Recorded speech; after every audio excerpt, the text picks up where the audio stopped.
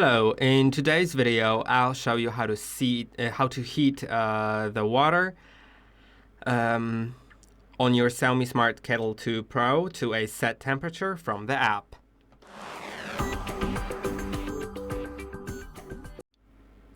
To do it, you need to click on Heat in the app. Then you can set the temperature of heating, and you can enable or disable automatically keeping it warm after reaching the set temperature, which means if you disable it, it will reach the temperature and then it will start cooling down naturally. If you have it enabled, it will continue keeping warm the water for 24 hours or until you disable it. So you can now click on Start Heating. I'll click on Stop Heating. And that's it.